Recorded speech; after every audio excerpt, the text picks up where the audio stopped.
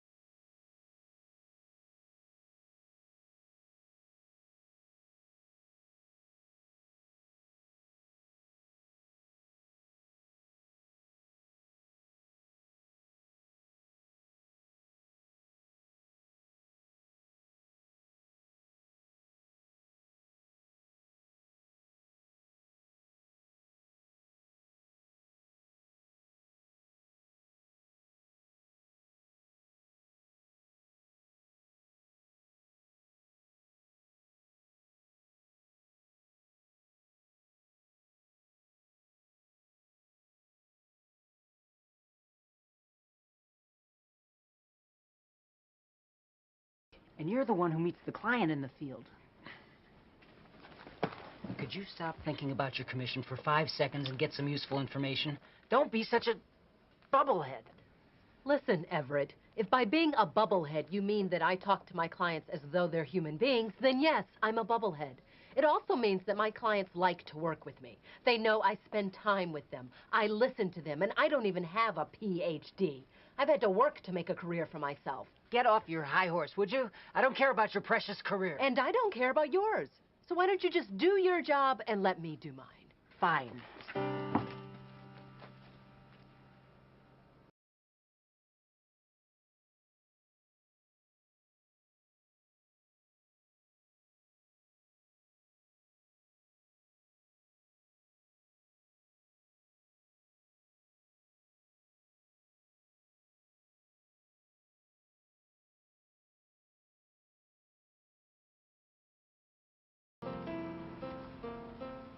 Everett, Oh, hi, Joan. thanks for that update on Chicago. How are things going? So-so at best. Anything I can help with? Oh, is that a design form from sales? I guess you could call it that. Beverly just made this $500,000 sale to Ambac. I can't even tell what they want. Well, what does it show? Well, it's got the basics. Model number, to be used in the Springfield plant, to operate 3 7-hour shifts per day, but that's about it. So Beverly made the sale. Beverly. She was so puffed up with herself when she brought me this form. I glanced at it. I said it looks sketchy. She brushes me off. You're the expert, she says. Okay, but I'm no mind reader. Oh, Everett, you have to explain that to her. Easy for you to say. Look, Everett, we're all on the same side here. Oh, judging from our history, I'm not so sure. Oh, yeah, last month. You heard about that, too. I think everybody did. I stomped out of her office. We didn't talk for 2 weeks. We completed the work, then they shipped all the equipment back. We programmed everything over at added cost and nearly lost the client. I can almost guarantee you the same thing is going to happen with Ambac. They're big. They're huge. So we really can't afford to let the same kind of thing happen again, can we? No, but it will. Not necessarily. Everett understood that his inability to communicate with Beverly was hurting his performance, her performance, and the company. He just didn't know what to do about it. So what I shared with him, and what I'm going to share with you, is a strategy for criticizing. It consists of one guiding rule, a self-test, and something I call the EPM formula. The EPM formula is a technique for keeping yourself on track and under control when giving criticism. I mean, what I feel worse about is calling her names. A bubblehead, how stupid. And I shouldn't have brought up her commission. That wasn't fair. So you got personal, right? And now you wish you hadn't. Well, that's your guiding rule.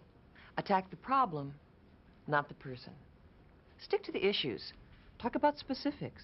Data, equipment, dates, facts, numbers. Stay away from talk about attitudes or personalities. Stick to business. Attack the problem, not the person. Now here's a little self-test I'd like you to try. Before you begin any criticism, test yourself by asking yourself, why am I giving this criticism? What are you hoping to accomplish? Exactly what behaviors are you criticizing? Now your intent has to be to help, to make the situation better for everybody. If it is, then you're okay. You know your criticism is legitimate. If you have any doubts, it's better to wait a while. And if your purpose is to unload on someone or vent, it's definitely better to wait. Fair enough? Yep. Okay. So what you have is a guiding rule. Attack the problem, not the person. And a self-test. I have to ask myself why I'm giving the criticism. Okay, and then once you've confirmed that your purpose is to help, you're ready to move on, which is when you need my EPM formula. You ready? Okay. E, empathize. P, pinpoint problems. M, move forward. The EPM formula I taught Everett gave him a structure for keeping his comments constructive and his emotions in control. E is empathize. Empathizing means putting yourself in the other person's position. Before criticizing, you need to try to see the problem from the other person's point of view. Then before you begin the criticism, you need to say something that demonstrates your empathy. I understand that you've been busy, or I know that you were out of the office last week. Empathizing establishes a cooperative tone. P stands for pinpoint problems. When criticizing, you need to be specific, very specific. After you empathize, stick to the facts. Pinpoint specific actions that aren't satisfactory. And remember, you're attacking the problem, not the person. Once you've pinpointed problems, you don't want to dwell on them. That can sound like browbeating. What you want is for the situation to improve. And now's the time to move forward toward finding a solution. With subordinates, you can give instructions, assignments, or orders. With peers and superiors, you move forward by opening a discussion or a negotiation.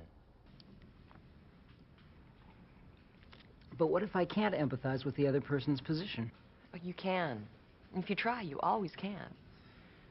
You know, Beverly's a very good sales rep, and sales isn't easy. If something goes wrong, the salespeople take the heat from the customers. And they also have to live with a lot of disappointment. Sometimes they can work on an account for a month, lose it overnight. Don, could you come over here for a minute? I want to get your reaction to something. Sure. What's up? How would you feel if I said, accounting never gets anything done on time? I'd be mad. And what if I said, your reports are always late? I'd still be mad. I'd feel like you didn't know what you were talking about. Now what if I said, the inventory, sales, and staffing reports arrived on the 10th, and they were due on the 5th? I'd probably still be mad, but I'd also go look into it. Because it's specific, right? Now, it may be wrong. In fact, it is wrong. But it gives you something to work with. Now, let's try something else. Don, I realize that the end of the month is a very busy time. The fact is that the marketing report didn't get to me last month until the 10th. Could you please be sure that I receive it by the 5th in the future? Now, how would a statement like that make you feel?